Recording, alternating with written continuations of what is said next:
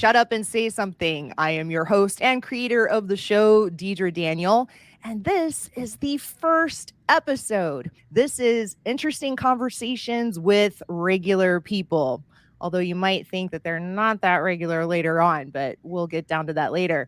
The basic rules of the episodes, we don't want to talk about politics, religion, or the ad nauseum topic du jour. And right now, I would say that's maybe the Amber Heard and Johnny Depp trial. So we're not going to talk about that today, but there'll always be an ad nauseum topic du jour. I got the shot. I didn't want to get the shot, but I did.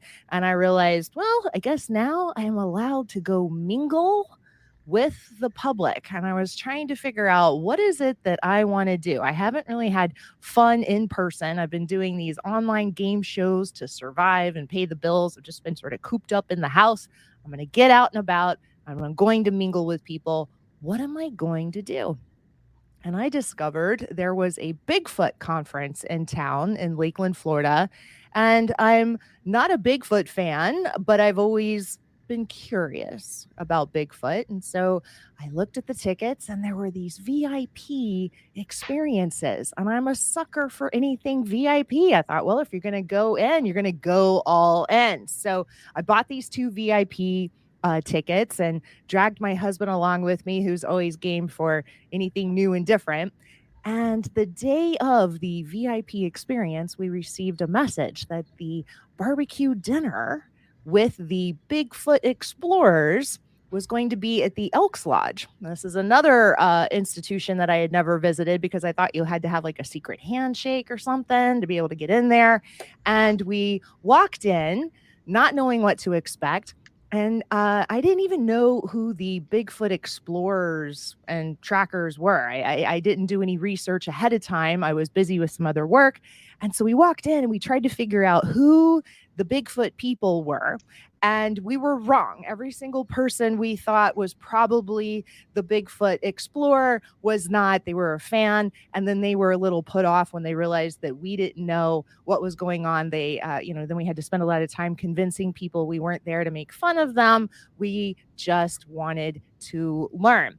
And so in mingling with the people, I finally met the rock star of the event. And that's who we're going to talk to today. That is David Sidoti. And he is a Sasquatch investigator. And he's been doing this for 26 years. I haven't done anything for 26 years that I can think of anyway. The technical term is he's a researcher of unclassified primates. And what I thought I'd do is pretty much address the ape in the room. How did you get involved in this? How did this start? Oh, this all started when I was a little kid, and me and my brother used to run through the woods as kids and play in the woods and build forts and all that kind of cool stuff the kids used to do. And what really got me interested in the subject was a show called In Search Of, and that was narrated by Leonard Nimoy, played in Star Trek and all that. He was doing an episode with the Patterson-Gimlin film, which I, of course, back then when I was 7 years old, didn't know who the heck these people were. But all I remember is seeing this large, hairy creature walking across the creek bed and going into the forest. And as kids running through the woods most of our lives, I always thought in the back of my mind that how cool that would be if something like that really was out there. Mid-90s, when I was doing working with computers in the computer industry, then internet was just starting to be kind of new for everybody. So, I started doing some research online, as far as Bigfoot and Sasquatch. I found a lot of interesting topics, and also came across some groups and people that were actually physically going out looking for these things. And I'm like, what? And I was like, that's awesome. And I kind of hold on. When you're saying when the internet pretty much first started, most people were using it to, I don't know, check the weather or their email messages, and you were finding other Bigfoot trackers. Exactly. Yeah, I was doing some search, and what little research there was, or search sites were out there. So when I was looking up all those sites, I was decided then, as this was back in '95, that I started doing my own armchair researching. So I started looking at all these websites. One for sure was just cranking up was the BFRO website, which is a big large database now, all over the internet of different people's encounters that they have all across the country. And there were some other ones as well outside the country, different stories here and there, reading lots and lots of reports, a couple of thousand at least. Um, Thousands of reports. yeah, yeah. So And I was David, are playing catch are up. you like this with everything, or was it? I mean, do you go all in on other topics, or Well, with this topic specifically, because I was very intrigued, and it just kind of that it ignited that fire in me to dig a little deeper into it. Now that I was older and I was Mhm. really curious about the creature, and I always, I saw a lot of movies over the years as a kid, Harry and the Hendersons, those kind of things. Yeah. Different episodes of shows that had anything to deal with Bigfoot or the strange UFO stuff. Uh-huh. Anything out of the paranormal type of things always grabbed my interest. But Bigfoot, Sasquatch was my marquee kind of thing that I kind of jumped both feet in, so to speak. I would say you're not a believer. You know they exist, correct? Even though I have not set eyes on one, I have teammates that have. Uh-huh. I so far have seen and heard the different commonalities that they do that are related to Sasquatch and that Uh-huh. you hear about. Wood knocks, whistles, yells, screams, those sort of things. I've seen evidence of these creatures do extraordinary things as far as where audio has been uh, collected at, and then you see strange tree markings and breaks and so forth like that, where other trees aren't broke. It's just in the same area. It's just one broken and twisted and just real strange oddities, things like that. When I was at the Bigfoot conference, you had several pictures up of these gigantic trees that were broken and twisted. I don't think you're giving it enough description for anyone listening. They're like, it's a twisted tree. Like, how do you know that that was Bigfoot?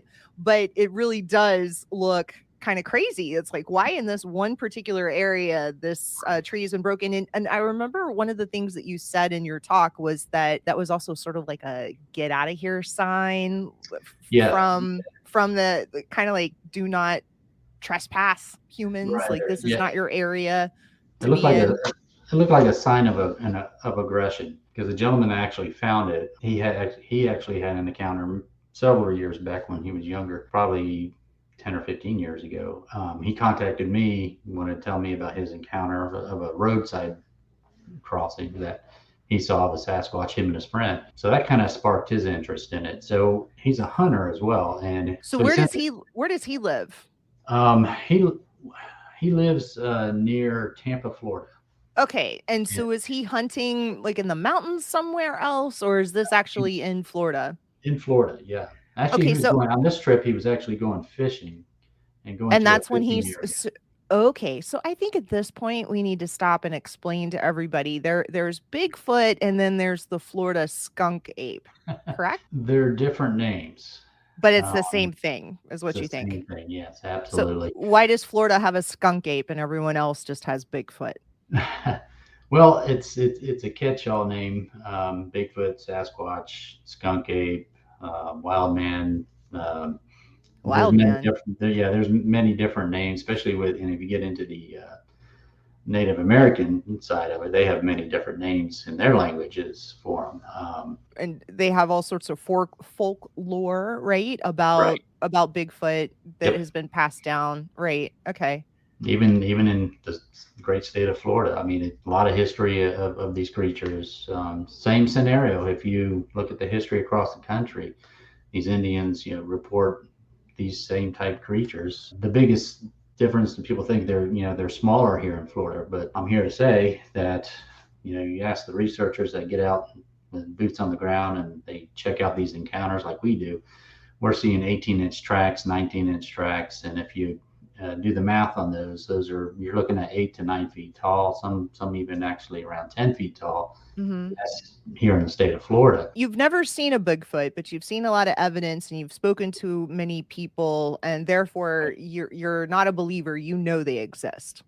Yes, judging off of the evidence that we found, there is a large bipedal creature in the state of Florida and elsewhere, making these tracks, these signs, these audible sounds, and so forth.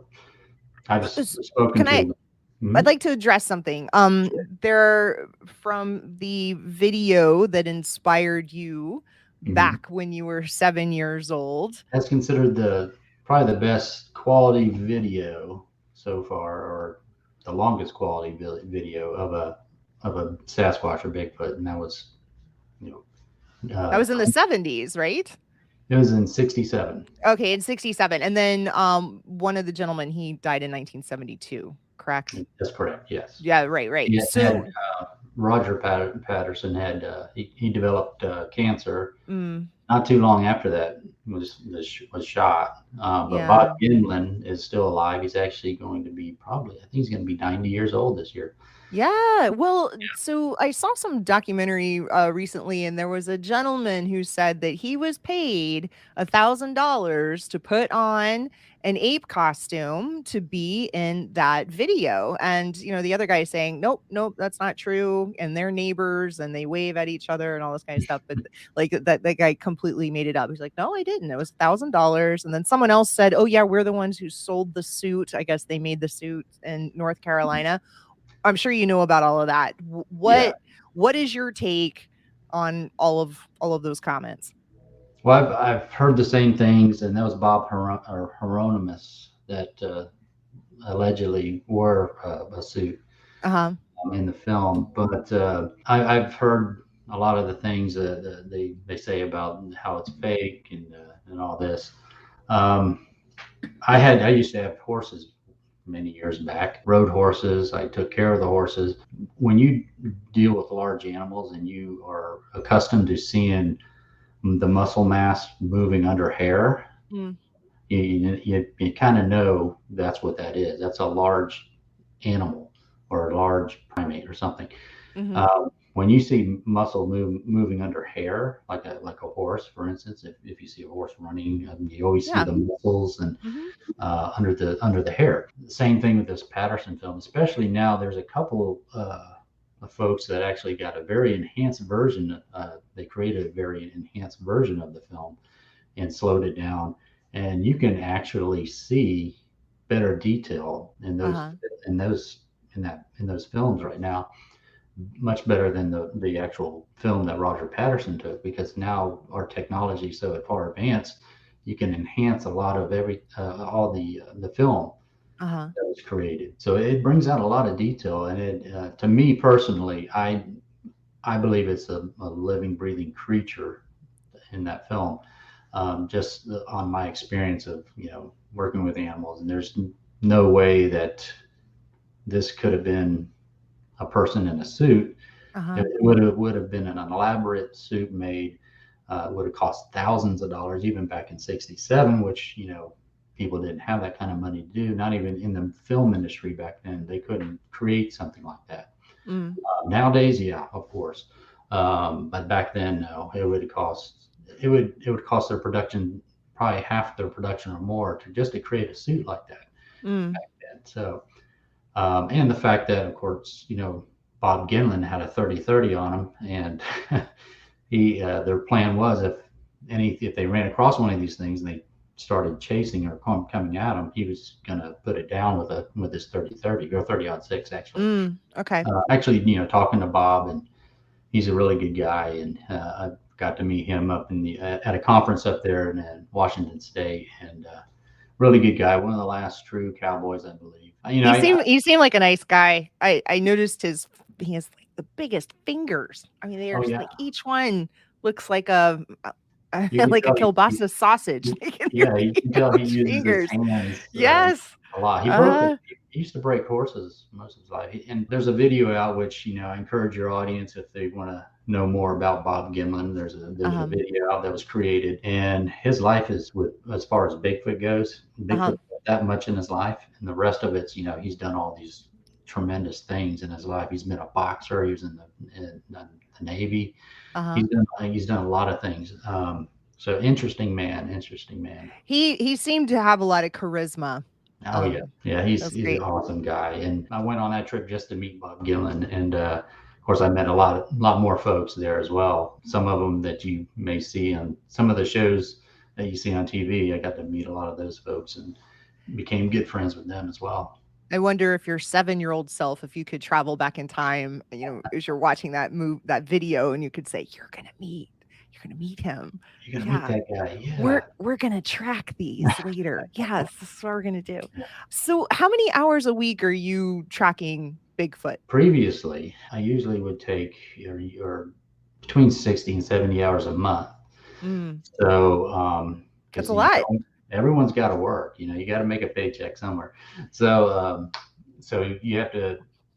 But before I was married, 15 years ago, usually on the weekends I was, 3 weekends out of the whole month I was in the field. During the week I was working, of course, but on the weekends, as soon as I got home, I usually had a 3-day weekend, and those 3 days I was in the woods, tracking and looking for these things. And I didn't even mention your day job. And that's one of the things that I thought was so fascinating about you when I met you, is that you work in IT at Publix. A lot of people don't realize Publix Grocery Stores was founded here in Lakeland, Florida. And all the other, I would say, Bigfoot rock stars that were there had come in from different parts of the country. And I realized you're local, working in IT, and then tracking Bigfoot at night, and you just seem like Superman, right? Like, there you are doing this regular job during the day, and then doing this at night and on the weekends. So it's quite remarkable. It's fun. I mean, like I said, I've been interested in doing this for 26 years, and there's been times where you couldn't put too much time into it. You had to, of course, other life gets in the way, so other things get involved. And but it's one of those things. Is like some people go fishing, some people go hunting. I go hunting for these things. Yeah. Well, is there ever like a Bigfoot emergency? I mean, I think about like the Superman analogy here. I mean, does anyone contact you and they're like, "Hey, this thing happened." You're like, "Oh shit, I got to change my clothes. I got to get out of the office." Like, there's a Bigfoot thing going on. Has that ever happened? You have to say to your boss, "Hey, got to go." Yeah, a couple times. Of course, with our team, if something like that were to happen, and depending on where the area was, if I have like a teammate or somebody that's in that location, I can call those guys up and say, "Hey, I can't make it. It's like 2 hours away, 3 hours away." I would, if I can, I could call a teammate that's close to that location. Say, "Hey, listen, I just got a call. See if they can jump on that." If at all possible. Sometimes that doesn't happen. Doesn't play out like that. Sometimes we have to like plan ahead. We just have to get there as quick as we can, because that time is of the essence. I would imagine. Trying to see what we can get as far as where when these creatures are in these areas. Right, because it's not. No one ever seems to find them like taking a nap. Like, okay, they're sleeping. You can swing by. I don't think they would. I don't think they would. Inadvertently be just laying around for humans to stumble upon. I do believe these creatures they go hunkering down, so to speak, in real thick areas where humans won't go. But then these people, eyewitnesses that have these encounters. They're either fishermen, they're hunters, they're doing outdoor stuff. They're hikers, they're bikers, they're joggers. I mean, we have people that jog through the forest on the Florida Trail. Some do it at night, some do it during the day. And these are the people that have these encounters.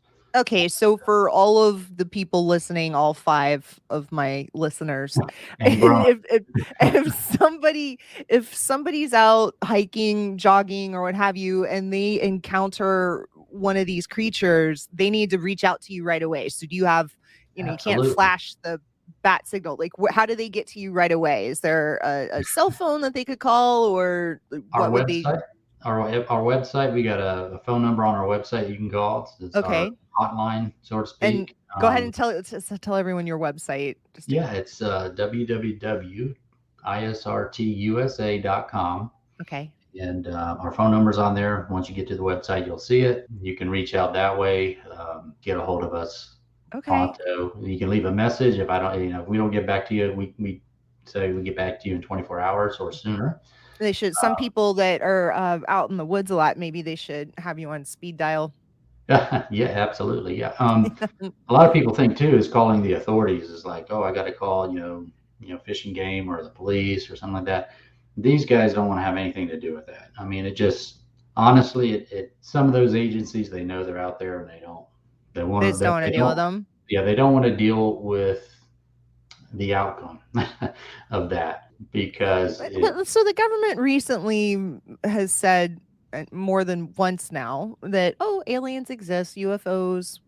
They haven't really said aliens exist, but like UFOs, and they're yeah, talking about all of those and what have you. So what you're saying is, yeah, they know Bigfoot, they just really don't want to mess with it right now. when they come out and say stuff like that, it's like, people like us or groups like MUFON, which is the UFO group. Uh-huh. We all sit there and go, well, welcome to the club. Thanks for catching up with everybody else. David, how do you know when someone's bullshitting you, right? So you're going to have other people that make up stories to you. How do you Yeah. know? And do we even want to say that now? Because now we'll tip everyone off. No, because Or I can read body language if I'm sitting in front of somebody and they're telling their story, uh-huh. and or over the phone. I can do the pretty much same thing over the phone. For example, at the conference that I spoke at, the very first one here in Lakeland, I had a little clip of a gentleman that I heard on another podcast, which is Sasquatch Chronicles. And I contacted that gentleman, which is Wes Germer. And I said, hey, Wes, you need to give this guy my info because he's just on the other side of the coast here of Florida where this happened. And so lo and behold, the gentleman called me. His encounter was like a little over a month that it happened. Steve's encounter was probably the most aggressive encounter in the state of Florida that I know of personally. This thing charged at him while he was fishing. He was in a kayak, and this thing charged from the shoreline on the east coast of Florida. And came into the water? Oh, yeah, it came up to its knees, he said, towards him. He said at first, when he first saw it, he saw just a face that pulled a palm frond down. And this face is looking at him while he's 25 feet off the shoreline into the water on his kayak. He said that we kind of stared at each other for a few seconds. He goes, I don't know how long it was, a few seconds, but then he said like lightning, this thing just charged him, and it made him flip back in his kayak into the water. And he came up out of the water. He said, now this time this creature's like 12 feet in front of him. And the only thing he knew what to say at the time is like, go away, bear, go away. And he's like, shaking his oar at him because he still had his oar in his hand. But why was he calling him a bear? Well, because he didn't know what the thing was. He knew it was covered in hair. He said it was massive. He just knew that from, other training that he had, that he, with bears, you yell at them and make yourself try to look bigger than a bear so you can. I thought you were supposed to lie down and pretend you're dead. Well, if you did that, you will become dead because that does really? So you don't lay down and pretend you're dead. You yell, go away, bear. Now, there's been some horrible, horrible stories of people doing that, and especially in out west where there's grizzlies, where they just get massacred by the bear. Oh, jeez. Yeah, that's you make yourself big. You make yourself bigger than the bear because that's a threat. I see. It's a threat. Of course, if you run from any large animal like that, instead of becoming a threat and you start running, you become prey. And to them, that's okay. That's lunchtime right there, and they're chasing you. Chase is on. So that's what you do. You make yourself bigger and try to scare, make yourself pump up bigger than what they are. Okay. Scare them off. Well, this didn't work with the Sasquatch because, this thing was 7 feet tall. The shoulders were 3.5 feet wide, covered in hair. had really dark skin. Steve said it looked like the skin of a deer color, dark like a Uh-huh. dark. Yeah, it scared him to death. I mean, he had talking to him over the phone. I can No, tell. wait a second. So I just still don't understand how. So the kayak flips over. He's yelling, "Go away, bear!" And the Bigfoot's like, "Well, I'm not really a bear, but I'll go ahead and leave." Like, what? I mean, so is that what Well, happened at this yeah, point? it didn't leave. It stood there and it had like a look on its face, a pissed off look like on its face, like I Uh-huh. just want, the look like I just want to kill you look. Like, why did you, Yeah, he called him a bear. He's like, "I'm not a well, bear." I told Steve, I said, I think you interrupted what he was doing there. And what it was is that before this incident took place where he got charged, Uh-huh. he, he, uh, he heard a yell, he heard it, and then he smelled a god awful stench that almost made him puke. He said it's the worst thing he ever smelled in his life. When he was trying to get out of there, he was taking a couple strokes on his paddle to get out of there, and he thought that he scared these little pigs on the shoreline. He saw these pigs just running, on Mm-hmm. the shoreline. So as he's looking at these pigs, this is when he saw this big, huge hand pull down this palm frond, and this face is now looking at him. And I told Steve, I said, well, I think you just messed up its hunt, because I think he was probably hunting those pigs, and you came along and scared these pigs away, and Yeah, and what if he had been sitting there like he was hunting for a week and he was just absolutely starving, and then along comes this guy in the kayak? Yeah, I'd be a right, little angry too. yeah, he I and mean, I Steve and folks, they can go to our website and look at and actually listen to this podcast show that I'm referring to. uh-huh. There's actually two episodes of it. There's one of his encounter, and then his friend coaxed him into going back to this location just to go see if it's still out there. That was another interesting encounter, and that will show you how far the rabbit hole goes on a lot of this stuff. Well, I was going to say, do big. All right, so are they called big feet, or is it just always like the Bigfoot? Is there a plural Bigfoot, for this? Sasquatch, Bigfoots, yeah, Bigfoots. yeah. The Sasquatch is a name derived from a tribe in Canada, Uh-huh. Okay. Columbia. I was just trying to figure out what the plural of Bigfoot was, so it's not Yeah. big feet. It's Well, there's more than one, and then you call them Big Feet or Sasquatch. big But feeders. Okay. All right. So anyway, do they go back to the same spot? Is it one of those things where if you see one in a particular location, odds are good you'll see them there again, or this is a one and done? I don't know, if it's an area that's not heavily trafficked by humans, Uh-huh. they will definitely go back in those areas, especially if there's a good food source, water source, or a good place for them to live in. They'll definitely go stay in those areas. A lot of times, of course, here in Florida, when there's a lot of development going on, they're slowly getting pushed out because more Sure. human activity are moving into their areas, more Mm-hmm. development there. So now they're having to move into different areas that maybe they're not accustomed to or don't I know gotcha. for sure of what's there. And What do they like to eat? I mean, you mentioned little pigs. well, yeah, they like pretty much anything a bear would eat. So Okay. basically, meat. They're omnivores, so they'll eat just about anything, and they're opportunists too. These things have been caught dumpster diving off of rest areas here in the state of Florida. Really? Yeah, there was one. Is this in like security camera footage or One in particular, I remember that it wasn't one that we've done a report on. It was from another group. Because I'm always keeping my eyes on other groups that have encounters in Florida, I so see. we can check out those types of areas as well. This was in like Fort Myers. A couple guys were sleeping in a rest area down there, and they decided to pull into a rest area, park their car next to a dumpster, and of course behind the dumpster is nothing but woods. So they're sitting there sleeping now. And this guy, I guess he's a young guy. He had a tent on his windows were super dark, I guess. He woke up with this noise to his left, which he was the driver. And he kind of looked up out the window and he sees this thing just staring, looking into the window, like if you put your hands on the car window and you were looking at it like this. The guy looks at it and all he sees is this big huge head and this big hairy arms, and this thing was just looking at him. He's like frozen there and hitting this buddy next to me. He's just like, wake up, what is this? And this thing just bolts and just takes off into the woods. But it sat there trying to look into his dark windows to figure out what they were doing there, I suppose. Or But maybe he was hoping he had one of those old school stereos he could steal. You remember yeah, you could like take those? steal his stereo. Yeah. That's right. Yeah, you wanted to take it. So they'll eat anything. Do they eat humans? I haven't really heard any hard evidence on that. Okay, so we There's don't no know if they'll stories, eat humans. not that I've heard of. Not here Okay. in the state of Florida, anyhow. Um, so All right, so you go out tracking Bigfoot. Do you ever take people with you, or are you only taking professional trackers, also, which um, are also known as squashers? Is that correct? uh, Or squatchers?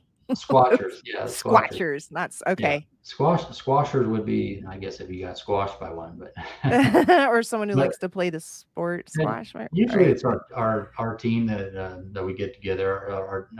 The people we have on our team, they're in different counties of Florida, so they're Mm-hmm. dispersed all over the place. So and they work in areas of their interest where Sasquatch activity has been known to happen in those areas. We have some folks in South Florida, Miami area. Is the Uh, are the Everglades like a hotbed? You oh know, yeah, yeah, yeah, lots of every, activity in the Everglades. I would imagine there's like nothing yeah, out there. But lots of activity there, and on all up through the center of the state, all mm-hmm. through the corridors, and anywhere there is a good forested area where they can travel and get through pretty easily without being detected by humans. Uh-huh. They're pretty much going to be there. I Um, almost feel like they have it easier now because so many people are just holed up in their homes, just like watching Netflix and playing on video games. Like kids aren't even outside playing as much, and people don't sit outside and sit on their front porch and talk to each other. I feel like they could almost roam around neighborhoods and not be oh yeah, you detected. think? Yeah. Yeah. Some of them are brazen. Some of them, even in residential areas that have been newly developed in wooded areas, Uh-huh. some of them will come right up to your windows and And look look into in your. your windows of Oh your yeah, home. yeah, That would be terrifying. yeah. Yeah. Uh, we had a lot of encounters of that, Uh-huh. different areas, not just Florida, but all over the country like that. But Okay, for anyone who would like to start tracking Bigfoot, what is proper Bigfoot tracking etiquette? Is there like everyone's got their rules, they all have their, hunters and what have you. I mean, there's certain things you do and don't do. Like what are some basic rules? if you want to get into this and learn more about it, Uh-huh. of course, there's always people like us that you want to hook up with and talk with. We actually, with people that want to join our team, whether they're have any kind of a skill, like they're hunters or fishermen or what have you, Uh-huh. Okay. that's always a plus. Or they're ex-military, which we have a lot of those on our team. If you have any skills that you can bring to the table, that's always great.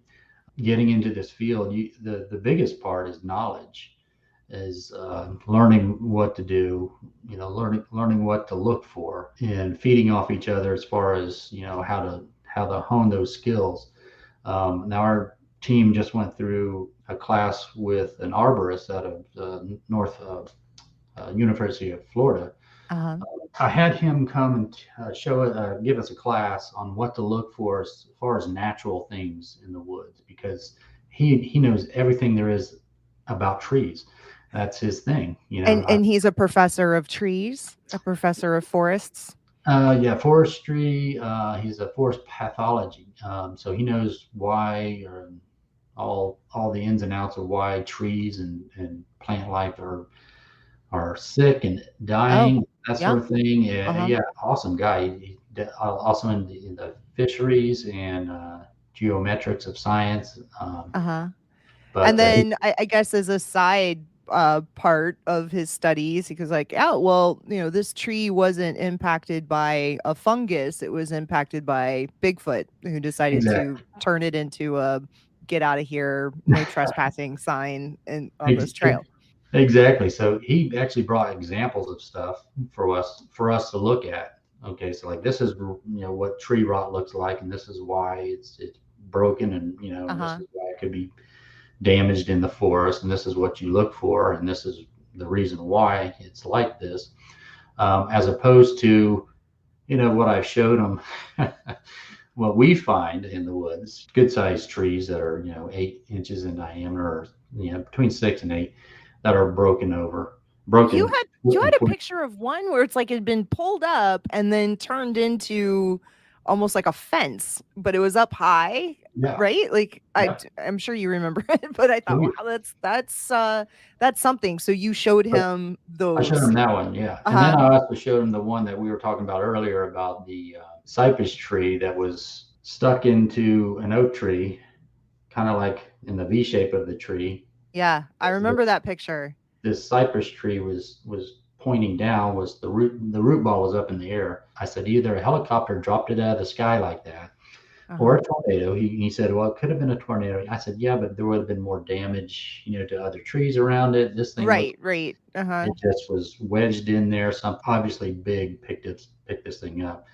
And the fact that also that there was a 19 to 20-inch imprint next to this large tree. I was getting to ask, like, did you find footprints or, what have you? Yeah, so it was a pretty big something that had to do that. No human, or it would probably take 8 humans to probably pick up a tree that size from 100 or so yards away where these trees were growing. And then just shove it in there like that. Bring it into this one area and shove it into this tree, where this area was known for people to be fishing a lot and hunting a lot. So and you found a footprint. And how big are the prints typically? Well, they range. I mean, some of the teammates we found. I actually casted a infant print. So all right. Well, hold on. How do you know it's a Bigfoot, Littlefoot? Like, how do you know? Well, the size of the foot is really small. This was actually the pad and the toes, the 5 toes, which were really small. They're only about 3 inches across. And the pad from the tip of the toe to the pad, which is the ball of the foot, actually was about 3.5 inches. Okay. So this thing was running, and it was probably running full blast. So when they're running super fast, this one was probably on its pad, or we would call our tiptoes, as we run. Actually, a couple of hunters found this and they showed it to me, and I casted it. So there's infant tracks, and now the difference between human tracks and Bigfoot tracks. People say, "Oh, well, it's Shaq running out in the woods." And I was like, "Well, that would be great if Shaq's width of his foot wasn't so narrow. The widths of the foot, as well as the length of it, are enormous. They're looking at 6 to 8 inches width of a wide foot. Now, Shaq doesn't have a foot. His foot is big lengthwise, but the width of it isn't that long, isn't that thick."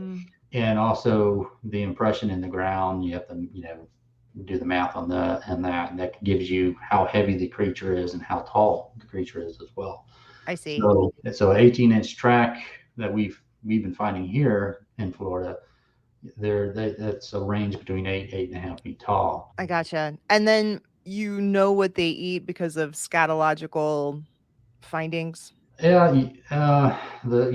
Unfortunately, some of the scat that you do find, they actually look like humans, just on a larger scale.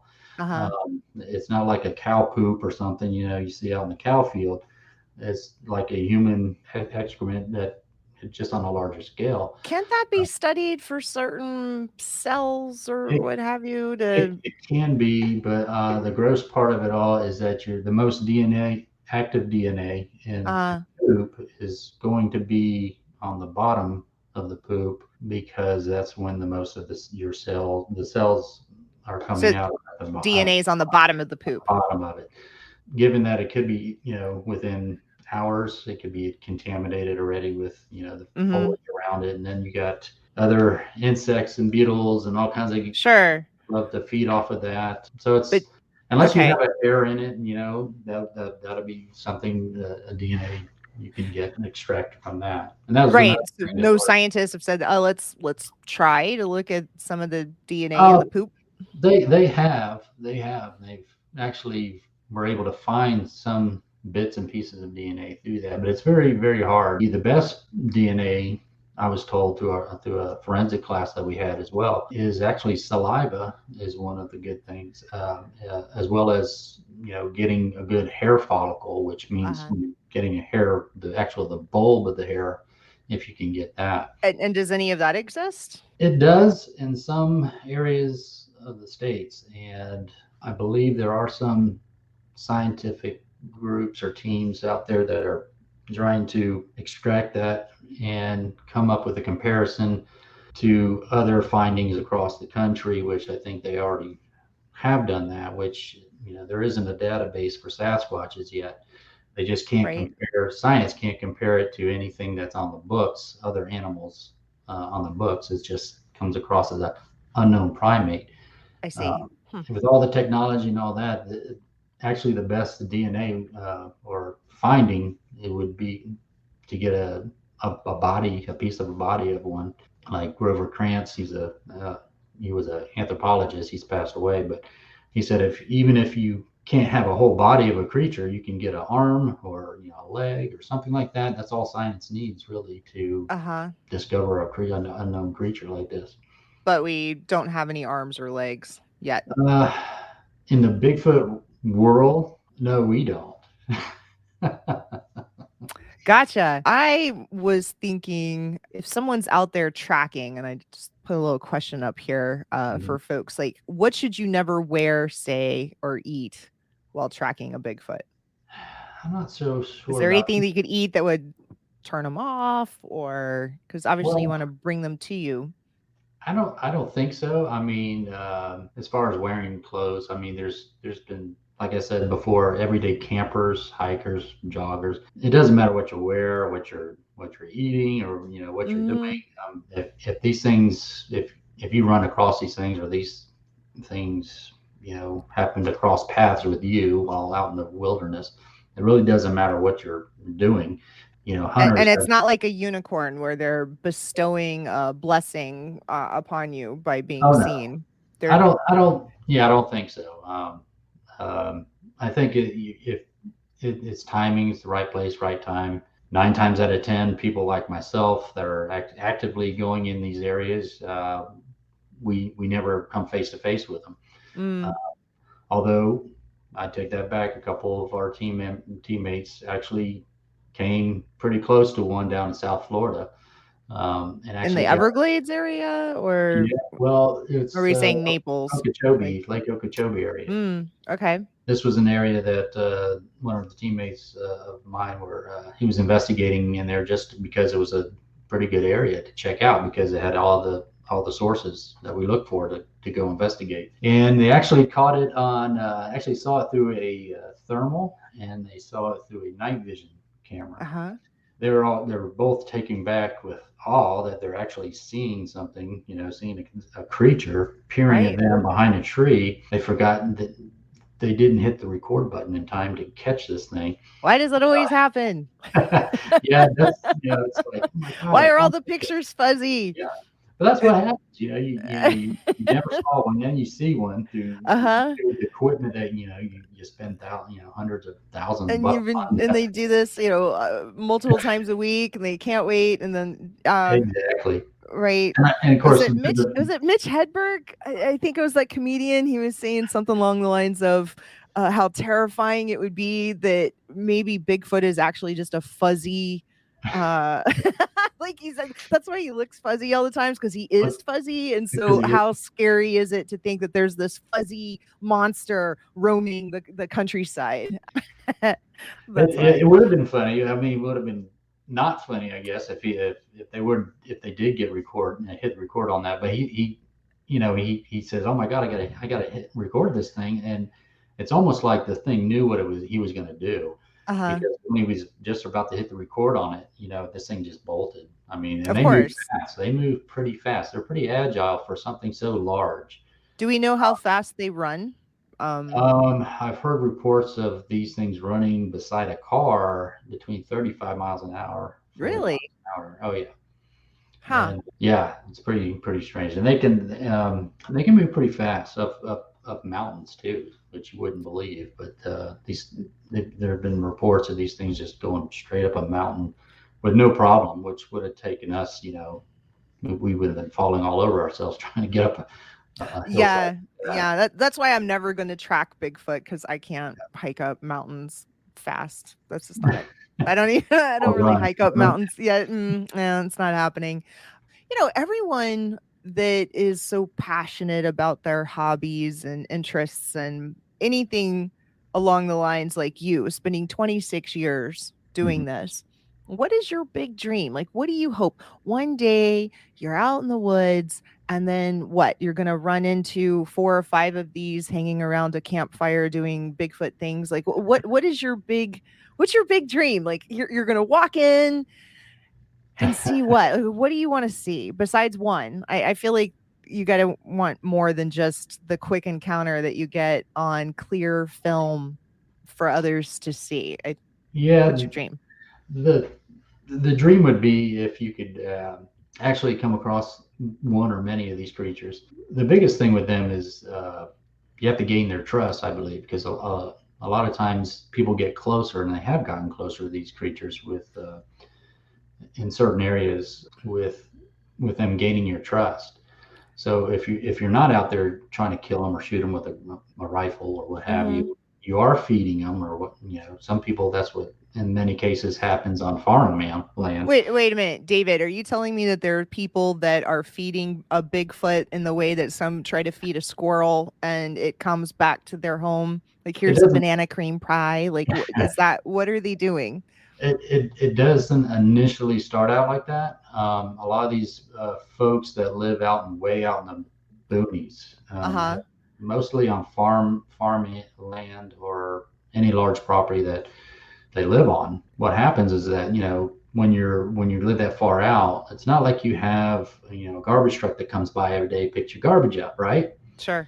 So what do you do with all this food scrap you got laying around? Well, you take it and you put it out on the wood line far away from your home. So, bears and other critters won't come into your home, your living, your property, messing with your home or what have you. So you take your food scraps and you put them on, way off, far off on a wood line. So Okay. all the critters out there can, have a field day, eat all the food. This has happened many times, and I've read many cases of this, and also heard podcast shows of this as well. They would see the bear and all the other critters coming around, they would eat that, and they would just keep doing the same thing, right? So now they're doing a routine every so often, dumping this food out, right? Uh-huh. So what happens is that these creatures come in, they get the hint, hey, there's food over here. These other animals are eating it. Hey, let's go check it out. So they Okay. end up these creatures come in, they end up checking this food scrap out. And so that they scare all these other animals away. And now they got all these food scraps to themselves. So that's how that particular scenario happens. I can't remember exactly where this was happening, but it was happening on a property that these people have been doing it for over 30 years. And they've actually, Feeding Bigfoot oh yeah, for yeah, 30 years and there's like, yeah, it's something we do. something we do, yeah. Do And they change they, their diet because they want to have better scraps for Bigfoot? um, that I'm not sure of. I think it's just because they're opportunists, and it's free. It's a free meal. They don't have to run chase down. So, but they've seen the little squatches grow into big squatches over this time period over the years, And now and they're sponsoring their college scholarship or like I guess so. I guess I know they're naming them. They'll name them Oh too. yeah, what do you remember any of the names? I sure don't. Oh man. But it was Yeah. kind of Wow. comical. But that's kind of if you ever looked up Jane Goodall, Gorillas in the Mist, Uh-huh. how she that's actually how she got closer to the gorillas, is the gaining their trust.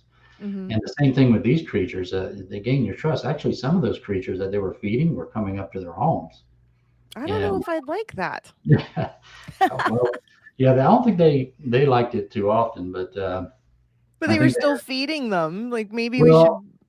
yeah, and I think there might be some a little aggression there once you stop feeding them. Oh. Then there might be some aggression there because, hey, why'd you stop the food supply? Now we got to go work for it. It might piss them off a little bit, but maybe that's why they're getting closer, looking in the windows. Bigfoot entitlements, is that what Yeah, you're saying? exactly. Yeah. Uh-huh. So my thing would be, I would like to have first contact with one, gain their trust, Uh-huh. have first contact with one. Don't How, know all if you right, can David. speak their Okay, language David, or. I want to get into your head here. Okay, I Okay. know you've imagined trying to gain the trust of a Bigfoot. How do you think you're going to do it? Like, you're going to use like a soothing voice? What kind of snacks do you think? Like, are you going to be doing the Reese's Pieces? Like, what are you going to? Um, What are you going to I do? would, What are I you would, imagining? I would try something, something that would, be calming, of course, something that wouldn't be threatening. Uh huh. Um, it's kind of one of those things you just have to kind of plan out, and hopefully you planned well. And you never know what these creatures are going to do. Sure. That's one of the scariest things because, of course, they're bigger than you, and they're muscular. They can rip trees and break them in half, pull them up out of Mm-hmm. the ground if they wanted to, and rearrange your car if you and all this other stuff. There's some amazing stories out there that people have actually gotten super close to these creatures to the point where even children, where they're fascinated by children, by the way. Um, Because they want to eat them, or no, they because love their pure spirit? What do you they're think? hairless creatures, I guess. They're not as hairy as them. They laugh, they giggle, they make noise, kind of like how their young as, does as well. Uh-huh. Um, and there was another instance I have to tell you from one of our guys on our team.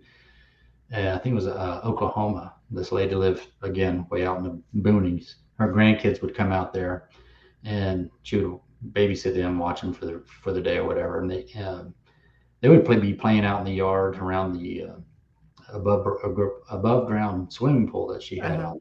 These little Sasquatch creatures would see them running around playing, so they would come out of the woods and run back into the woods. And They would run around the pool and then run into uh, the they would just run out like they were playing a game. These little Sasquatch kids, the little ones would just run out and run back into the woods. It would freak the kids out because they were like, "Grandma, what are these things?" And she's like, "Oh, don't worry about them. They won't ah, hurt don't you." worry, it's this Bigfoot. Yeah, Baby big feet. yeah, Big and of course, baby feet. the adults were in the forest line. Of course, they're grumbling because they didn't want the kids out there, mixing with the hairless kid. They're, Ah, yeah, you don't know, talk to them. They're the bad right, kids. right, and you can pretty much tell that they were grumbling at these kids, like in their language, like and Uh-huh. there were some other instances that happened there, like they would jump in this lady's pool at night and play in these pool, and this hair would be floating around the next day in their pool. Yeah, it's very interesting. Many weird, or not, well, I say weird, but strange stories like that many people across the country have. Does that hair scoop up easy with the pool net? Do you know? Yeah, actually, yeah, Yeah. actually, I think the guy that was doing the research on that property on our team, he actually had her gather up as much as he could with that hair so he can get it tested. Of course, it came back, inconclusive. Of course. Yeah, Right. And then it goes into the real file, where they're like, here we got some more the X Bigfoot Files, yes, Bigfoot fur, right? So these are stories you believe. What happens to people that are Bigfoot fakers? What do y'all do? Um, well, it's there's got to be a certain place for those people. Yeah, a certain place in hell for the Bigfoot fakers. Yeah, because it really messes up the whole thing as far as this whole genre of Bigfoot research and Hmm. in the science behind it all. Because you got these people that are and I ran into quite a few of them over the years, and I find out I do a little more research and I hear more talk here and there about, hey, this guy's not on the up and up or what have you. So there always going to be people like that out there. You just have to decipher, and sooner or later you do find out some of these people are like that, and you just got to shrug it off and keep going Is and there a keep. way to block them or cancel them? I mean, what do you do? I mean, No, there's got to. well, I mean, you can, but there's always going to be somebody else there doing that. I So gotcha. it's just one of those things you just have to deal with everything. I mean, it doesn't matter if it's in this realm of Sasquatch or UFO or Hmm. anything else. There's always going to be somebody or some people like that. There's a book by Linda Godfrey called Monsters Among Us, and there's some other books out there with the same title. Mhm. But this one in particular, she talks about like Wolfmen and Bigfoot and all that, coming in and out of portals. Mhm. And do you believe, I mean, do you think that these are apes, big old ape people that just live in the woods, or do you think that they're coming in and out of portals? Well, I used to, when I first started this, I was 100% these things are flesh and blood. They can't be Uh-huh. anything else because they're leaving evidence behind. They got hair, they're leaving scat, they're doing all these things, right? And then you hear stories later on, which kind of changed my ideas of flesh and blood, kind of, sort of. You hear stories about these things cloaking, which, if you know what Okay, hold cloaking on. What's cloaking? That sounds like they put the cloak around themselves and they go invisible. Does that is, exactly, So kind of these like Harry are Potter. hair yeah, right. Are these are hairy animals that happen to have a cloak with them as well? Like what in the world? No, that it's exactly like it is. Like if you ever watched the movie Predator, where the predator actually cloaks and it's a silhouette of itself, and Uh-huh. it's taking in all the light around it, so it's camouflaged itself. So all So you you could see, walk right by it and you just don't see it. exactly, yeah. And for a long time I thought, that's hogwash. It can't really happen. And then you start listening to eyewitness accounts that people don't want to be, they don't want their name mentioned. They don't want to Uh-huh. tell you exactly where this happened at. They only told their wife or their husband what happened. These are the stories that you hear about. And these are the people that you talk to that are dead serious, that say, don't mention my name. Don't say a word about it. I'm only telling you this. This is what happened to me. I didn't believe in any of this stuff. This is what the creature did. It was there, and then it did this thing, and it was silhouetted and walked away, and it was gone. And Now, they weren't on drugs or anything like that. no, some of these guys were Do you like, ask that? You're like, "Hey, were you on shrooms? Were you oh, do you absolutely, do you yeah, always ask that?" Okay. yeah. I always ask. I have a lot of questions, and when I ask eyewitness things, and then I have key things that I ask again and again and again, just to see if if their story stays the same or stays true through and through. There's two factors in that. Sometimes, like for instance, with Steve, he had PTSD after his encounter, really bad. Um, Really? he didn't remember how he got home, even though it took him 45 minutes to kayak to that location to go fishing. He Huh. didn't know. He didn't remember going back to his vehicle. He didn't remember driving 45-minute drive home. And I told him, I said, well, you got a bit of PTSD going Some on right there. trauma. Yeah, some trauma going on. Mhm. And it was so bad. He was having nightmares at night, waking up cold sweats. And all this time that he was having all this going on, he never told his wife or his kids what was going on, what happened, until later on. PTSD is really bad. It affects people a lot differently. It affected Steve really bad. He actually, with him talking to me, he said it Mhm. helped him more, because I told him, I said, the more you talk about it, better you'll feel, the better you'll be. Yeah. And he actually broke down one day and told me, because if it wasn't for you, man, I think I would have done myself in a long time ago, because Oh, gee. it Well, was. He said it was that bad, affecting his life that bad. you validated his experience Yes, too, as exactly. well. And that helps so you don't Right. feel so crazy and alone there. You do think that cloaking is possible, but what about the portals? What I don't think we really Well, talked about that. like I tell people, you have to have an open mind on a lot of things. I had to Uh-huh. have an open mind on a lot of things, only because our best credible evidence out there that we have is credible eyewitnesses. Yeah. So what they're seeing, what these creatures are doing, that's basically what I've learned reading thousands of reports over the years of picking up patterns of these creatures, where they live, what they're doing every single minute of the day, where they would live, what food they eat, what water sources they go to. Uh-huh. There's a lot of science involved, and people say, well, science wants absolute proof. Well, I haven't run into a scientist in a white coat out there tracking these Sasquatches. So Mm-hmm. it's up to me to do my due diligence as a citizen scientist, so to speak, Yeah.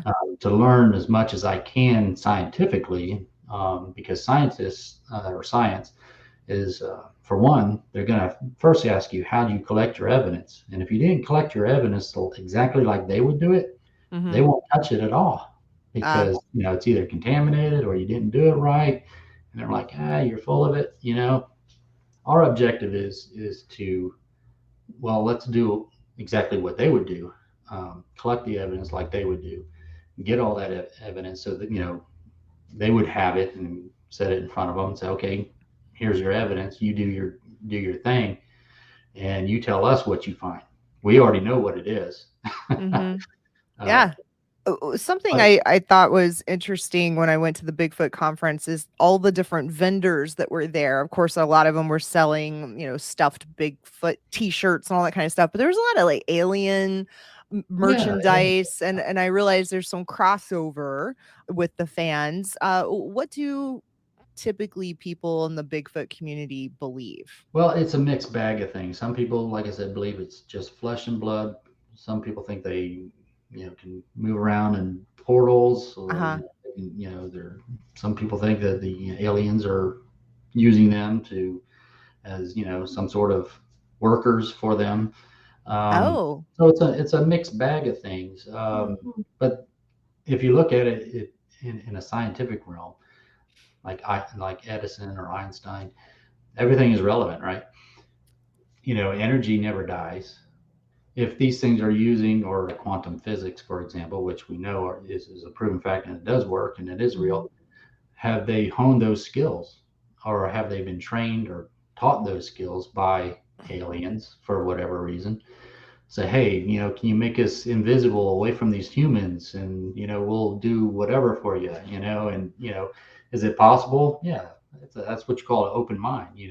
Yeah. We'll say, well, how do aliens and Bigfoot, how did that come into play, or how does it come into play? I said, well, if I tell people, I've met people that just strictly deal in UFO stuff. I said, well, if they're abducting humans, why wouldn't they abduct something like this? Yeah. Everyone sees pictures, or of what people depict of what an alien looks like. I mean, they're kind of scrawny, got a big head, they got small arms, they look like an IT guy or something. And so if you're smart, hey, you got this big bulky guy over here. Hey, maybe we can use him to dig up some fossil fuel, or something we need out of this earth that So needs. what you're saying is Bigfoot, or the big feet, the Sasquatches, okay? Right. They are the muscle for aliens. And so They, they're here doing, like, they're the construction workers for them. they very well could be, if they And wanted to. and in exchange, the aliens are like, all right, we'll give you little tech. And so the tech we're going to give you is like cloaking and Or whatever else our it is. Wi-Fi password, stuff. There you go. Okay. Yeah. Yeah. Right. It's not the possibility. A lot of people, the biggest problem with people, and I've had it too, is that you're afraid to go into that area, because you're afraid of what other people are going to think about you, and that's the actual fear that people have. It's not that they don't believe that this could happen or that. It's the fear that, oh my God, if I believed in that, what are people going to think of me? Yeah, So they, well, and I noticed quite a few people. Well, first off, everyone at the Bigfoot conference, it was a very tight knit community, and they had, I guess, it's like testimonial time, right? And so yeah, people lined up to share their stories, and everyone was very serious about it. But anytime I spoke with someone, I had to reassure them that I wasn't there to make fun of them or judge them, that I was just curious. I was there just to check it out. But I could tell quite a few of them were a little skeptical at first, like, you're here for people watching or what yeah, have you. It actually inspired me to go to a lot of other conferences. There's a mermaid conference I'm going to go check out now. And, yeah. See, you know, it opened a Pandora's box for you. oh, it totally did. Yeah, it totally did.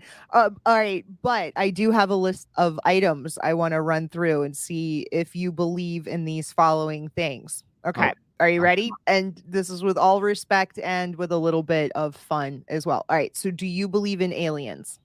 Yes, I do. Okay. Do you I believe believe in the Loch Ness monster? I believe that there once was one. I don't know if it's still around Mm. after all these years, but yes, sir. I believe it could have existed. I don't know if it does now, but it possibly could have existed.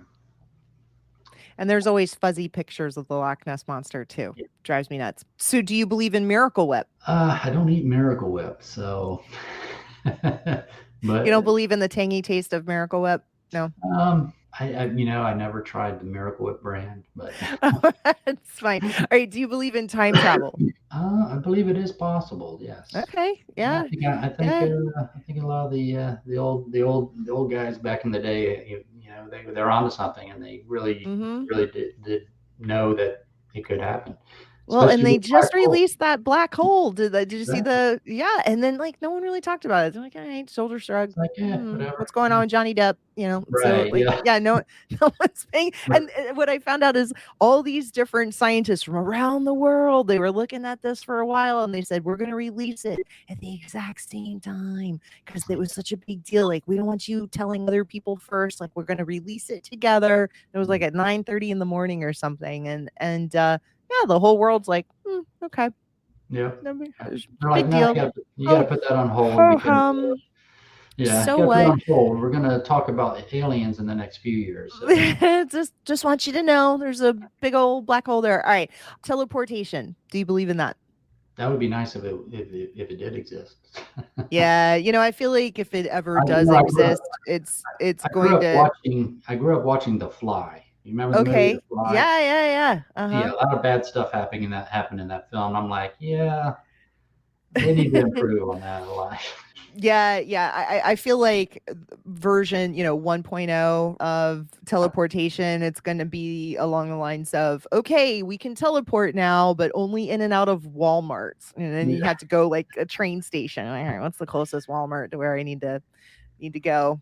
Okay, so how about driving without using a turn signal? Do you believe in that? Absolutely not. I believe you should always use your turn signals. All right, good to know. You're gonna Leprechauns. have you're gonna have this guy yelling at you. No, I'm just kidding. Do you believe in leprechauns?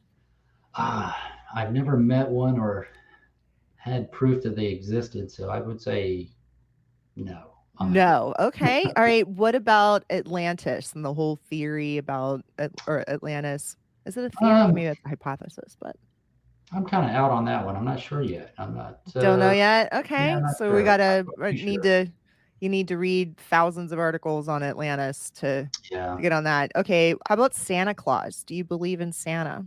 not really. No. No. Okay. Do you believe that public sub sandwiches, locally referred to as pub subs, are the best sandwiches in Polk County? Well, I have to say yes. You shouldn't Although, say I have to. You just say yes. yes, Yes. absolutely, All 100%. right. You should go get one now. And finally, do you believe thanking a stranger when they hold the door open for you is an absolute must? Faking it. No, No. not faking it. Oh, Thanking them. thanking. Yeah. Okay, because I know that some people kind of fake it and then they drop the door on you, and you're like, what? I was like, Oh, like they pretend like they're gonna hold the yeah, door, and then you're just taking exactly. too long to get there, or something No, no, I along do those believe in lines. holding the door open. Yes, Okay. All right. for doing that. Yes. I was wondering, your fascination with Bigfoot, has that affected your viewpoint of beauty, right? Like beauty's in the eye of the beholder. Are As you far as like, beauty, are you attracted to like hairy armpits or what have you? I mean, is it, no, not in that, not fashion, not in that fashion. no, you don't like your women hairy or Yeah, anything? no, I do like the women touched up, like how they normally do. So, Oh, okay. So not not so all much natural. on regular human people, but Sasquatch women, that's fine. It's a Sasquatch. good look. Okay. Yeah, it's All a good right. look for them. So Yeah. you're not saying they need to wax, but No, no, I no. gotcha. I Okay. would hate to see Okay. them. It'd take them months for them to wax. Okay. All right. Good to know. So, what is your favorite Bigfoot movie Oh gosh. Um, or show? I And would have first to of all, have you say, seen? I'm assuming you've oh seen yeah, every single one. Oh that's come yeah, I've out. seen, and some of the really bad ones too. I'm like, oh gosh, this is horrible. Okay, well, what's all right? So I want to know, like, what's your favorite, or you can think of one that you would really recommend to someone to see, and then I Um, also want to know one that you would say never, ever, ever yeah, watch. Yeah. there was one that came out quite a few years back. It's called Exists. Okay. Um, that one came out, and I was pretty impressed with that one because of whoever, I can't remember who the director is, but whoever it was that put that together, I'll have to go look at it because I do own that movie. um, they actually kind of got it pretty, nailed it, pretty on mark of what these creatures are, and what they do and what you should not do. And um, you would definitely recommend I seeing would, that. yeah, I would definitely recommend that one as well. Okay. And I'm sure there's a couple other ones that are good. There's quite a few bad ones out there. All right. What's a um, really bad one? oh gosh, you can go on Netflix or Prime and see.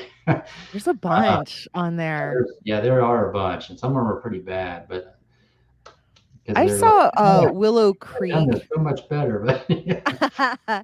Have you seen? I'm assuming you've seen Willow Creek. Have you seen that Willow one? Creek, yeah, I've seen that one, and So it was pretty good up until the very end scene of the movie, and then that I was like, why? I am going to ruin this for anyone. Now Bobcat Goldthwait, that's his movie, and so good for him. He put together that movie, and it reminded me a lot of like the Blair Witch Project. Yeah. Did you ever see that movie? Oh A yeah. lot of similarities, right? Like they're out in the woods, they're lost, someone's messed around with their campsite. They're showing cameras, the camera angles are like all up their nose the whole time. They're scared. You're waiting for the big reveal. It happens at the very end, and it was a letdown. And it was Yeah. the exact same thing with like and also I'm just not going to go camping in the woods. Like after both, I'm like, yeah, I'm done with it. But and I'm going to ruin this for anyone who's listening. So if you really want to see Willow Creek, I'm getting ready to ruin the ending for you. So everyone can pause, go away, or hang out because I'm getting ready to ruin it for you. The whole time I'm waiting to see Bigfoot, and I'm ready to scream. And I'm the type of person, I get really into movies, and if they're scary, like I scream at the different parts. So I'm all ready to just scream. And then what do? They show a naked, out of shape, middle-aged woman in like dirty underwear. She's got, the swinging, naked boobs. And I scream. And I realize, like, God, I have just screamed at the sight of a out of shape, naked, middle-aged woman. And I'm just like, so mad. And she's moaning as well. And this terrible moaning sound. And I thought, yeah, is that really that scary? But, I screamed when I saw her. And Where'd they go? They go downtown LA or something to get that shot or what? I don't know. I'm like, it's a naked woman. Poor homeless Ah. woman. Scared the bejesus out of her. I don't know. And the moaning that she was making, and like, and then roll credits. I'm like, thanks a lot. So yeah, it's movies like that kind of that's really sucks. But yeah, I think there's quite a few that they try to hit the mark, and they just kind of they do it, and a lot of times they're not what they predict or on the movies here. They're not all chasing people through the woods and eating them and killing them. And I believe that these creatures live in a family group unit, just like humans do, because people have seen family units of these creatures. Apparently, and also swimming in people's pools. And pools too, yeah, right. and cool. So they're going to defend their family just like any human would. If someone were to come in and shoot up the place, try to kill one of these things, it wouldn't bode well for someone that tried to do that, because you may end up like on that guy's book 411. I don't know if you heard about those books or not. No. Look it up. It's called David Pilates. You're saying David Pilates, like the exercise? No. Well, no, not the exercise person. But he is a retired detective. His books are 411, Missing 411. Okay. I actually have them on my website. You can see the links to his website. If you haven't seen any of those or read any of those books, it's very interesting. And he's been asked many times, are Bigfoot involved in these cases? Because people just disappear. I mean, there's people like hunters that go out hunting and they have all their gear on. They got backpack and they find a Uh-huh. boot. They find the guy's backpack. And this is like one this for instance, what I'm talking about right here. This was like in the middle of winter too.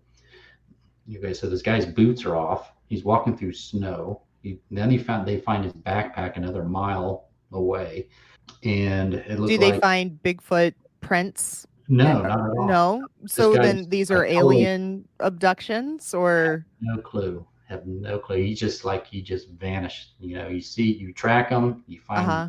bits and pieces of clothing and equipment and stuff like that, and then you find certain things in certain areas that hey, there's a home, 300 yards that way. His backpack's sitting here. Well, where's he at? Uh-huh. Clearly he saw there was a home there, and if he was in trouble, he would go to that home for help or what have you. But no track. And there's hundreds of cases like that that And he's this is another reason why I'm not going to go out in the woods. well, It's- that's but another I reason think why. people go missing in cities too, though, right? Like they get kidnapped and all that kind of stuff. Another reason why one of the biggest things too is when you do this. I used to do this stuff on my own. I used to go out in the woods by myself, What? night, You're day, everything. crazy. So you're the wild man. Yeah, I was crazy, and then I started to think, I need to get a little more prepared. So I started learning survival skills and doing all Okay. that. So I have all those skills as well. Um, Oh, do you have that book? It's like How to Survive in the Woods. It's green with the orange font. I have um, that. Like you're supposed to practice stitching up like a chicken oh yeah, breast, like a raw chicken breast. I have a Yeah. couple of books actually. I have Special Forces survival Uh-huh. books. I have Les Stroud, which is Les Stroud is my go-to guy for living or surviving off the land. Do you have Um, Spy Secrets to Save Your Life? Do you have that book? no, I don't. Oh, I you sure should don't. get that book. Should get that one. It's by an ex-CIA agent and and he's also Mormon. I mean, the guy is wound tight and Nice. he yeah, but I guess the CIA had to bless the book and there are several sentences that just sort of cut off. I'm like, no one wanted to polish this, or it's just like, no, you just cannot include this part. And they just took it, and then he's like, I'm tired of writing. We're just going to leave Yeah. it right here. Wow. It just abruptly ends. But he always has those tactical pens with Yeah. him. Do you know what a Oh tactical yeah. pen is? Oh yeah. Yeah, Really I nice. have them too. I'm like, oh yeah, I'll stab you in the thigh with my tactical pen, Keep it whatever. on you all the time. Yeah, Oh, yeah. yeah. Well, sometimes though, I'll have it in my purse, and I think, oh shit, if someone were to attack me right now, I'd say, hold on, I need to get a pen. Just Right. Right. wait a second. Yeah, but anyway, I think I interrupted you. No. So you realized you're out there by yourself. You Yep. have all these survival skills, but then you thought maybe I should just have some friends with me instead, so that I don't get abducted and disappear. Uh, Is Not that really. Having people with you doing it is fun. I mean, I've always done it a lot on my own in the past. mm-hmm. But having others with you is great. I mean, it's not for survival per se, but it's always good to have somebody with you. There's a lot of women into this, by the way, that get out there in these areas. And of course, I do tell women, I said, I'm all for it. Go for it. More power to you. But think smart, do it safely. Yeah, You know, be prepared. Like learn survival skills. If you're going to be sure. by yourself, if you're not comfortable with being by yourself, get another person with you. It's always Mm-hmm. safer in crowds. One of the Um, ladies I spoke to at the conference, she said that she goes on Bigfoot expeditions, and there are several things that she said, which I'll come back to. But do you ever run an expedition where you go out with a bunch of people? They pay you to go out into the middle of the woods, and you're listening for knocks and all that kind of stuff. You don't do I that. don't I don't get paid for it, but Ah, I feel like you're missing on some revenue opportunities um, there, David. yeah, I mean, and plus the time and effort for me to do it at this point in time would be hard for me right now. But if someone were to pay me to do that, that would be great. Uh huh. Um, I would definitely love to do that because that would help in my equipment buying as far as Sure. How better much would you equipment. charge for something like that? Let's see. All right, let's come up with a business plan right now. Okay. You're going to have an expedition. You're going to bring 10 really cool people that know not to wear flip-flops, that they have to, wear hiking boots and You right, have to this be kind of stuff. prepared. Yeah. They need to be prepared. Like, how much would you charge them for 2 nights camping in the woods? Or do you think one night? Maybe it should just do one night. One night for 10 people? Oh my gosh. One night for 10 people, and they need to pitch their own tent, or Yeah. would you pitch them for them? You probably want people that know a little bit about being in the woods. You don't want to go with like complete Yeah. rookies. I think that'd drive you nuts.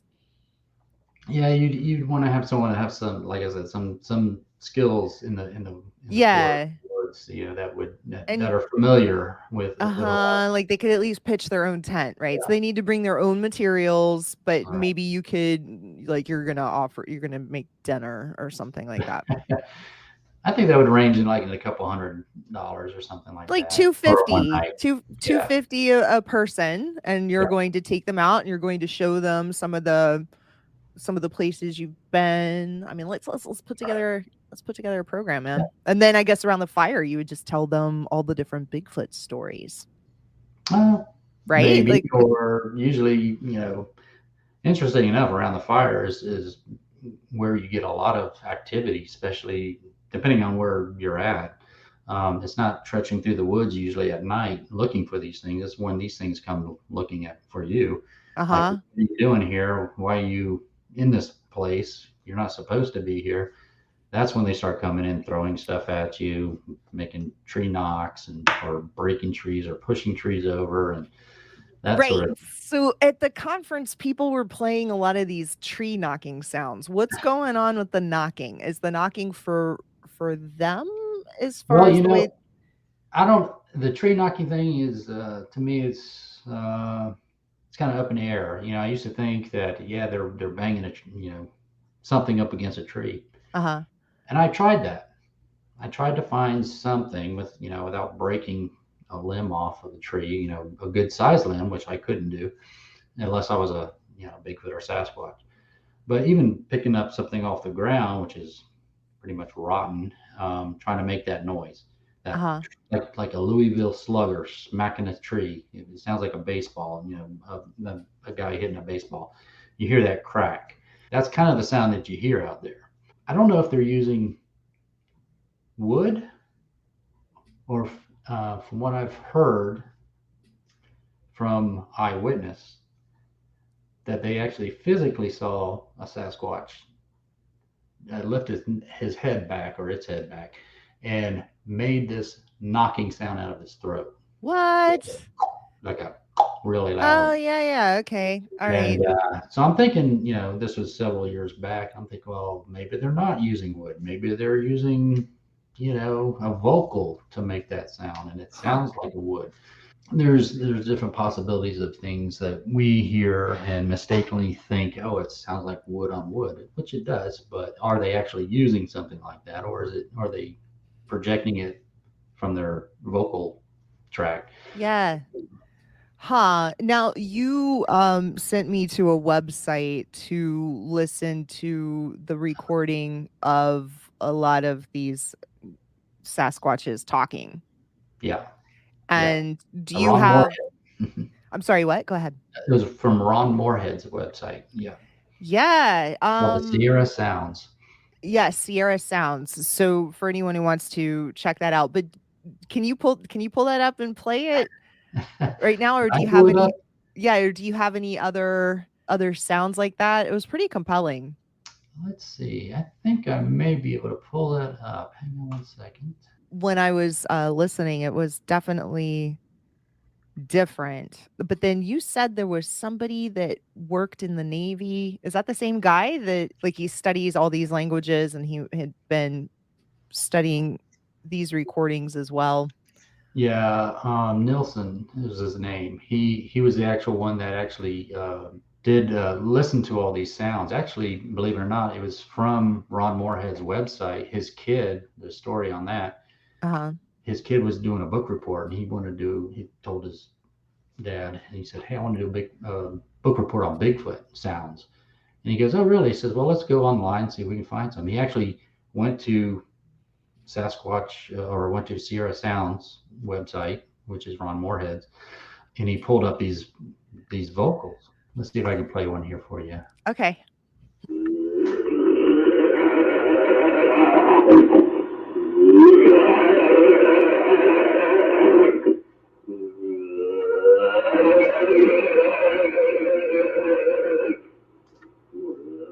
Sounds like my college boyfriend after too many tequilas. And that was one of them. And then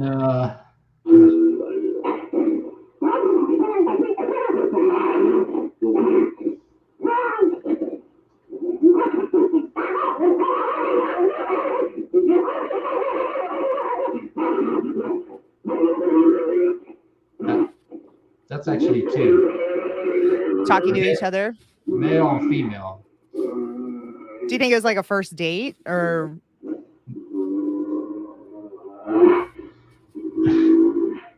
He's grumpy. You can tell he's grumpy. No, that was actually when that was examined by this gentleman. When he first heard it, and his kid was like, "Yeah, that's Bigfoot sounds. That's cool." He said when he first heard it with his knowledge of what he did in the military, he said that is a language. He says those aren't just rudimentary, sounds that they're making. He goes, that's a language that they're producing. And he said, in his experience, he says with learning different languages across the world, and he goes, a lot of times you have to, what do you say? You have to speed up the language to understand it a little better with humans. Okay.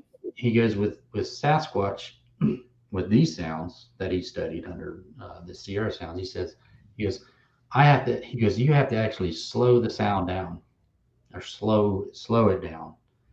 And he goes, when you do, he said, you can pick out all these vocals, this language. And he says, they're saying it real fast. So it's like, blah, blah, blah, blah, kind of like Chinese, but he said, when you slow it down, you can actually hear syllables and vowels. But yeah, Ron Moorhead is a website you can go to, or look up Sierra Sounds, and you can listen to all the vocals and all that. And that was back in '71. That's really fascinating. I wanted to ask you a couple of other questions, but before we move into some of these other questions, are there any questions that you wish I had asked you? Is there anything that you wish you could have said and I just didn't lead us down that path? Well, I guess one question would be is, after all these years and not seeing one, that's one of the questions people ask me. After all these years, you haven't seen one. How can you still keep going and doing what you do? And to me, it's the thrill of it, and also that 7-year-old kid again, just wanting to know all he can about these creatures. That's the thing. It just keeps me going and entertained, and I'm learning. Even though I've been in this 26 years, I'm still learning a lot of stuff about these creatures that I haven't, learned before. One is the tree knocking thing, or the alien thing, or Yeah. is there a connection between, or do they happen to go through portals? And I don't know. I haven't seen one do it, but is there a possibility that they could possibly do this? I mean, they know there's other things out there that they are familiar with, like water sources, food sources. They know these things are out there. So the possibilities are endless, pretty much. Well, and you're very passionate about it. So I would imagine you'll do this your whole life. Well, until I can't anymore. Are you ever bored? Oh gosh. I try not to be bored. I always try to find something. Yeah. either doing some sort of research on this. I mean, I love the outdoors anyhow, so it's either try to do something outside that's fun and exciting. Do some either research on reports or stuff on Bigfoot, and just keep my mind open on those things. But Gotcha. I try not to get bored. All right. I always like to ask people, what are your heavy pet peeves? So we're going into the heavy pet, I want to say heavy petting peeves section. No, but do you have anything that just irks you? Because you seem like a very pleasant person, but there's always things that bother others. Like, for instance, I don't like it when someone licks their fingers to hand me a piece of paper. That just drives me nuts. So what Or what goes with drives you crazy? right. Or they what did you just say? Lick their fingers after they're going in the bag of Cheetos. Oh yeah. Yeah. A friend of mine, Justin Batten, he doesn't like it when people have that cheese dust on their fingers. He gets really grossed out by that. Yeah. Um, it would have to be people's poor driving skills Okay. here in the state of Florida. Yeah, they're pretty bad here. Yeah, they're pretty well in the Bigfoot realm. My personal pet peeve is the names of these so-called creatures that people come up with, like skunk ape, which is doesn't give any kind of respect towards these things at all. That's why I always lean towards Sasquatch. I see. The Indians found it enough of respect to them to call them, the boss of the woods or something like that, which is Sasquatch is just hairy man of the woods, which could be my husband. Well, yeah, too. He's Italian. See, so me and him are in common. See, I kind of look like a Sasquatch, though. That's the only pet peeve I have is the I don't like using the word skunk ape. I think it's I don't like it either. But I'm glad to know that there isn't a difference. It's just a poor name. Yeah, it is. Yeah, I gotcha. Do you have any more pet No, peeves? I think that's it. Do you? Okay. All right, I'm going to ask you a couple of questions from the very interesting game. Okay, so the first one is scientists have figured out how to reverse a hard cooked egg.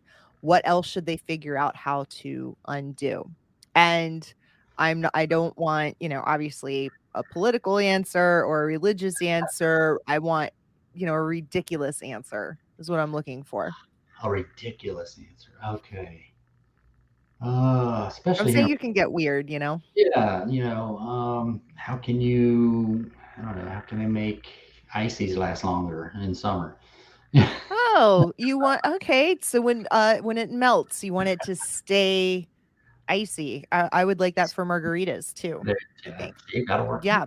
Margaritas. I think that's a great answer. Okay. And now this is a question that I ask all the time, and I'm thinking that every single show I'm going to ask this following question, which is, what should have been invented by now? And I've heard over 1,000 answers to this question. And before you say anything, I don't want to hear teleportation, time travel, lightsabers, a home that cleans itself, food that doesn't make you fat, alcohol that doesn't give you a hangover, because I hear those answers all the time. So I want to hear something a little different. Flying cars. Oh, I should have said and flying cars. I hear flying cars a lot. Any other answers? Any other answer? Oh gosh. Good night. What can I? Okay, so you got to think about something in your life that irritates you or you just wish was improved, because everything can be improved. I mean, even after it's been improved, it can be improved again, right? Like things can always be better. Yeah. And how about instead of using physically having to turn the signal light on, how about when you turn, it actually automatically comes on to the direction you're going to go? I like that. Or how about this?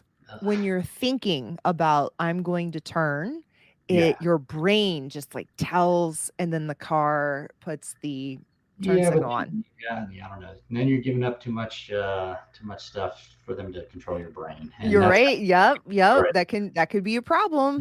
I get it. I totally do. I worked for many years at Geico, almost 2 decades, and I constantly was sounding the alarm bells about how, it's not going to be too long before we have all autonomous vehicles. And then if you don't have car accidents, you don't really need auto insurance. You would insure the vehicle, not really the driver, in which case the auto manufacturers, who have always wanted a piece of the action as far as auto insurance, they would want to insured the vehicle and the equipment themselves as well. But what a lot of people don't think about is that organ donations come from car accidents. So in one way, you would be saving lives because people aren't dying in car accidents, but all these other people that are on a wait list for these organs, we're going to have to find another way to like grow them in petri dishes or what have you, because they're not going to get them. Yeah, stem cells. Yeah. Yeah. I have a little stand-up bit that, I talk about my inner thigh fat and how I've always wanted to have it vacuumed out. But then I realized that's a harvest rich area for stem cells. And normally when you look at someone, you can't tell how wealthy they are, but hey, check this out. Like I got a health savings account right here. Like I can't, my superpower is anytime I take something to Goodwill, like the next day I need it and it'd be just my luck. I get it, I get a little liposuction and then now I need a heart or whatever. It's like precious metals, right? Yeah. Totally. Like you do not know. Look, man, she is rich. Look at her inner thighs, man. Yeah. That's right. For sure. Looking at you a little bit differently now. I shouldn't laugh at my own jokes. Yeah. Should not. Bad form. Okay. So do you, if people want to get in touch with you, let's think about, a lot of people want to go on this expedition with you. How do they track down the Bigfoot tracker? Track me down. You can track me down on our website, of course, and the phone number provided on the website. Through this podcast here, you can reach me as well because I have my contact information. But basically, yeah, if anybody wants to contact me, they can contact me through that or through we have a Facebook account. It's ISRT USA Florida. You can contact us through that as well. So there's many different ways you can contact us and ask me a bunch of questions that may have not been answered here tonight. And David, you have been so wonderful and also so generous of you to agree to give up so much of your time to be on my first podcast that has absolutely no listeners. So I'm very grateful for your time. And if anyone wants to track me down, you can go to interestingconversations.com. And you could subscribe to my channel on YouTube. So hopefully we're going to keep this going and it won't just be this one show. But once again, I do appreciate it. You've been fantastic. Well, thank you very David. much. Yeah. And, I'll put your information on our website. That way you'll get more listeners. Oh, thanks. Hopefully get a larger audience here. Well, I am going to, when I drink, this sounds like I'm an alcoholic, at the very bottom of the bottle of wine, whoever gets the last couple of drops, you get the wish. Did you know that? I did not know that, even though I did come to the bottom of several bottles of wine before. So my husband and I will kind of try to volley for the last couple of drops. Like, oh, do you want a refill? And then, we're trying to snake it so we get the last couple of drops in our glass. So we get like our own glass. So we get the wish. So this is what I'm going to do. Okay. The next time I get the next few drops, I am going to make a wish that you, David, are going to see Bigfoot. You're going, yes, I'm going to focus on that. Yep. Awesome. For sure. And if you and your husband ever want to come out and on that expedition, we would love to have a good screamer. You got me. Yeah, I will be screaming. Sorry.